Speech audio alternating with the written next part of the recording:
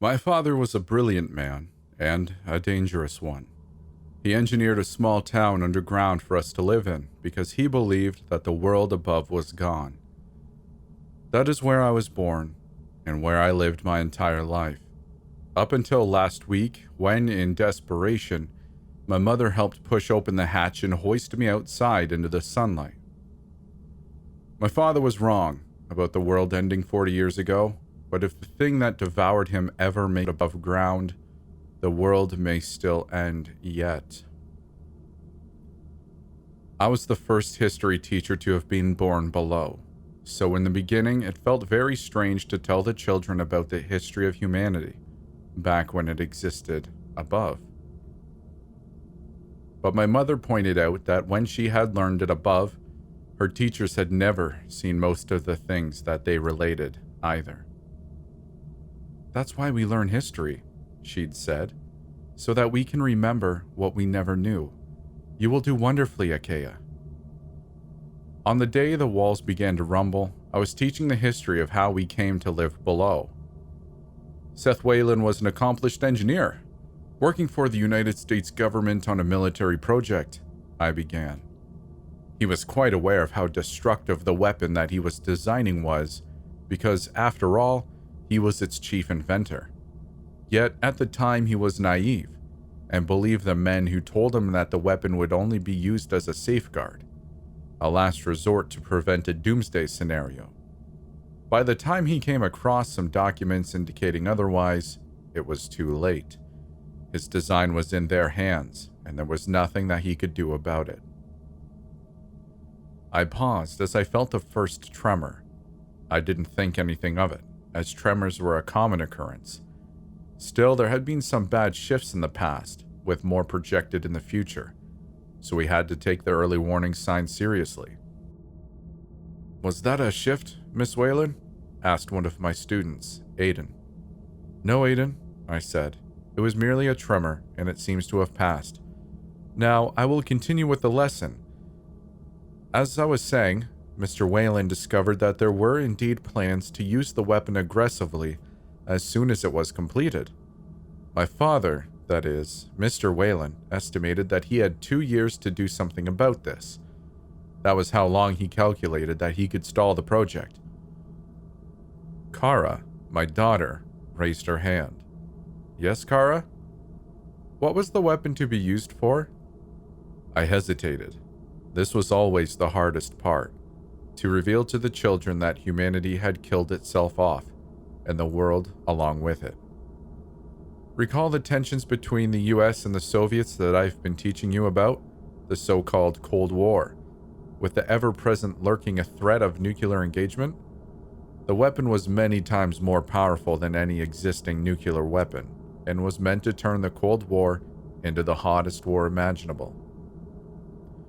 That was what was slated to happen. Mr. Whalen tried to point out the obvious, that by the time the weapon actually gathered enough energy to fire, the Soviets would have had time to send off their entire nuclear arsenal. It meant the end of the world, but nobody listened to him. Another tremor hit, this time more intense. The walls shook so hard that the clock fell down and shattered on the floor. "Perhaps we should continue the lesson another time," I said. "Class is dismissed. You are all to make your ways directly home and listen to your guardian's instructions." "But we were just getting to know the part where Grandpa built below," said Kara. "We'll pick up there tomorrow," I said.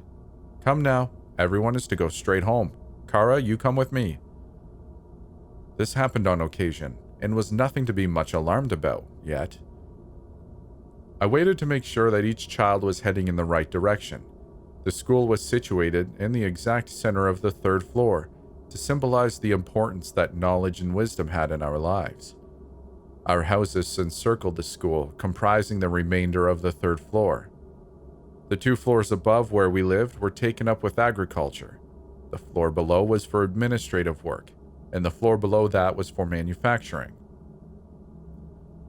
When the children were all walking down the proper paths out of the school courtyard, I began walking to my own home with my daughter. As we were passing by the bench near Sapiendum Lake, where I had my first kiss as a teenager. The ground jolted violently, and Kara was thrown off her feet. I hurried to help her up. "It's a shift, isn't it, Mama?" she asked, rubbing her knee and sniffling a bit. "It may well be," I said. "We'd better hurry inside."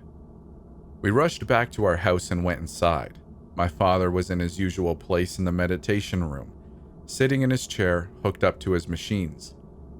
"Ah, my dears," he said when he saw us through the doorway. "School has been cancelled? That was a wise decision, Achaia. I feel it in my bones that this is a bad one. Take the child to your mother. We have something urgent to discuss." "Why can't I hear?" whined Kara. "Childhood comes but once," said my father, struggling to find his breath. He put his mask over his face and inhaled deeply. Then he went on. "Though the world is gone, we remain human, and are swayed by the dark passions of knowledge of unclean things. Bathe a while more in the warm, delightful waters of youth, my Kara. Splash in joy, and leave the doors closed for as long as you are able. That may be a while yet, I hope. Relish in the mystery, and the wonder at what's on the other side." Kara sighed. "Fine, I'll go with Grandma," she huffed. When I was alone with my father, I approached him and put my hand on his arm. "What is it?" I asked. "Shh," he said. "Do you feel that?" I was about to reply that I didn't feel anything unusual, when from outside we heard a monstrous crash.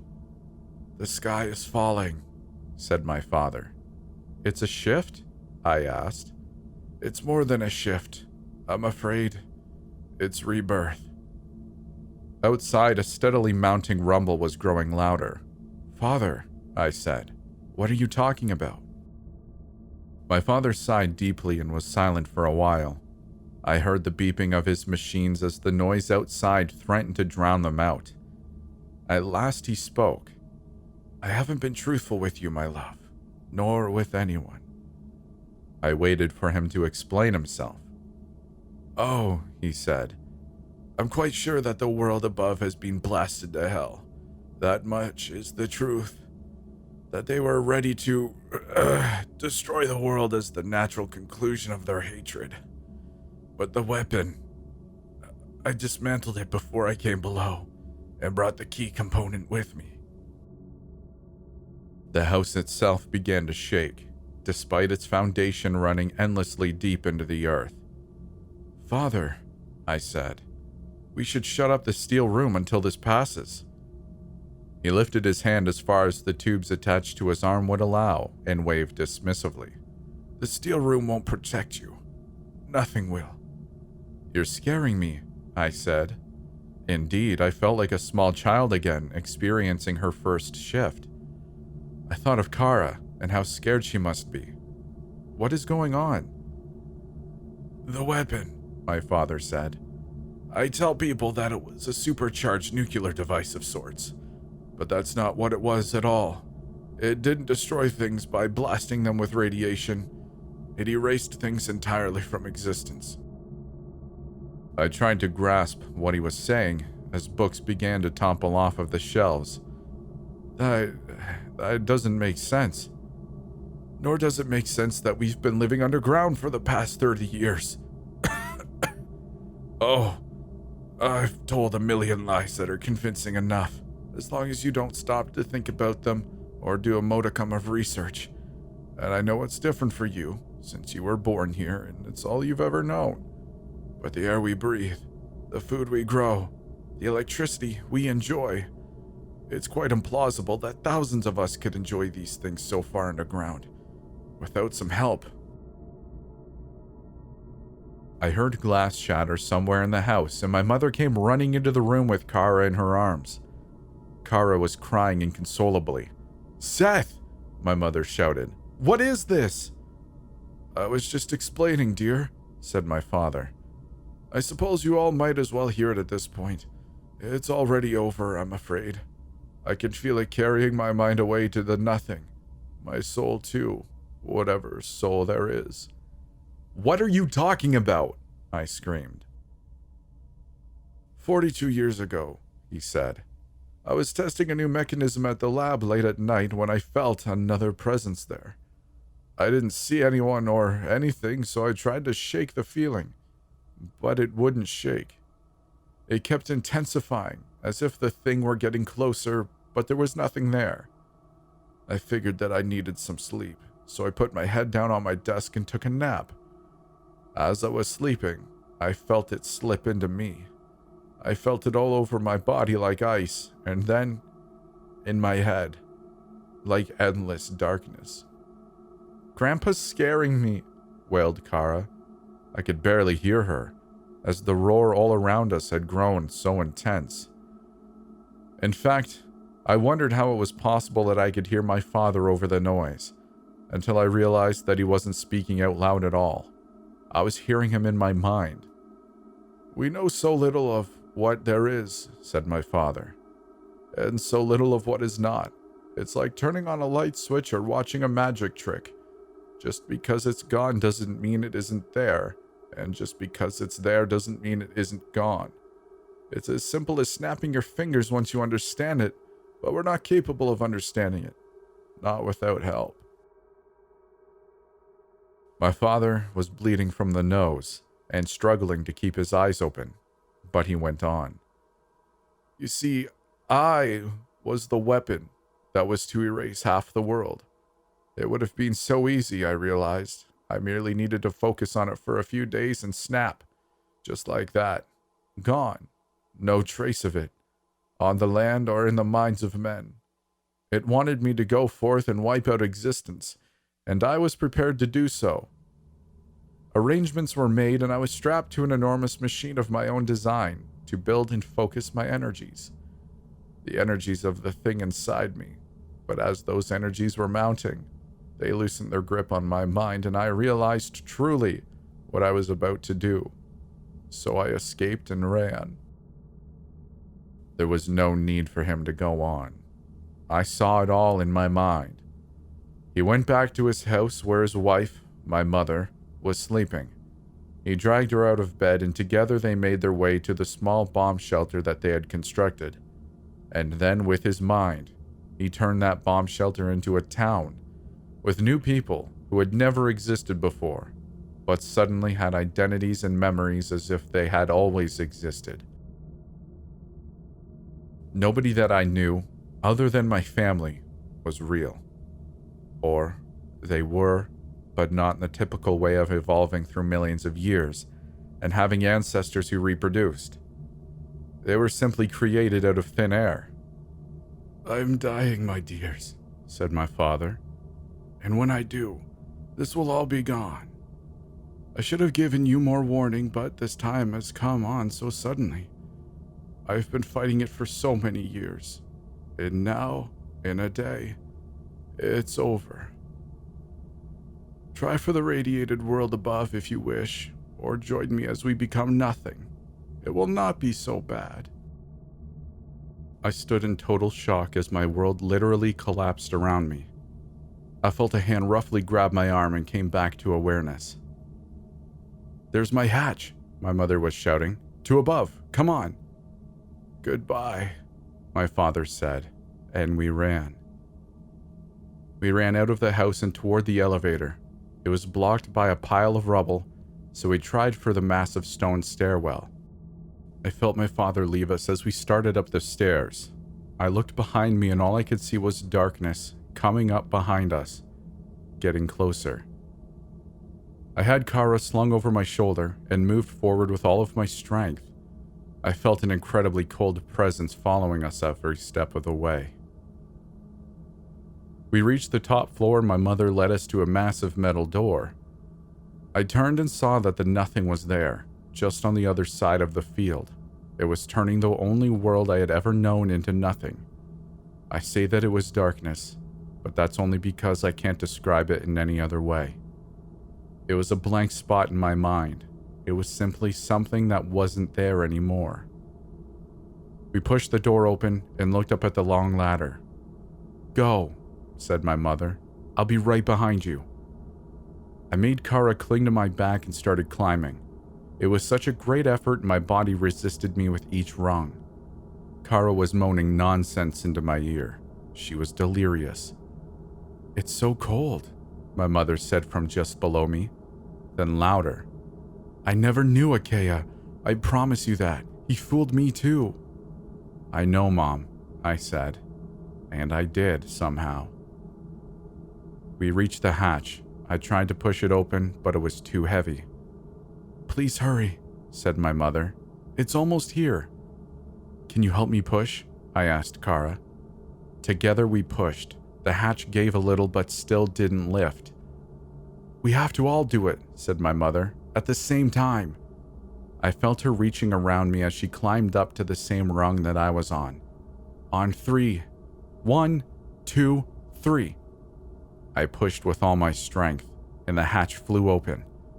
My mother put her hands on my hips and lifted as I pushed with my legs, and then Kara and I were above.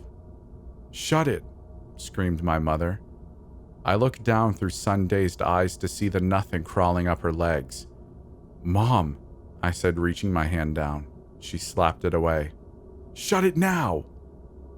The nothing was up to her neck now. I slammed the hatch shut. "Who was that?" asked Kara, standing up on the grass. "Where are we?" They were good questions that I didn't have the answers to immediately. There was something, vague feeling, way back in my mind. I tried to pull it closer, but it didn't want to come. Who was that? It was somebody I know. I struggled there beneath the sun. Oh, just let it go.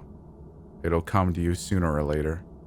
And then, no, this is important. You have to remember. It was somebody you know and love. "Mommy," said Kara, "can we go home now?" "Mommy." It was my mother, and we were below and now we're above. I looked around. We were on a raised section of land. A hill, I think it's called. Above was the sky, with the sun peeking out from behind clouds. I remembered what they looked like from the textbooks. And those things in the trees singing, those were birds. At the bottom of the hill there was a road. A bright red convertible whizzed by with the top down. There was a young couple inside, laughing about something. "We are home," I said, taking my daughter's hand and stepping into the new day. Thank you for making it this far. I hope you enjoyed the video. I just wanted to quickly let you know about a couple things I have going on. I have an Instagram where I post more personal things about who I am. It isn't just all creepy stuff. You can find me at Stories After Midnight. I also have a Twitter where I mainly retweet and like things I find interesting. The handle for that is in the description, but it is S_A_midnight. I should really find another one because that's hard to say. If you really like what I'm doing, consider joining the Midnighters. That's my growing community, where we hang out and have fun and talk about cats. You can find a link to our Discord in the description below. We'd love to see you there. Other than that, it'd make me happier than a cat on a table full of antique glassware if you'd like the video and consider sticking around for more. We'll see you in the next one.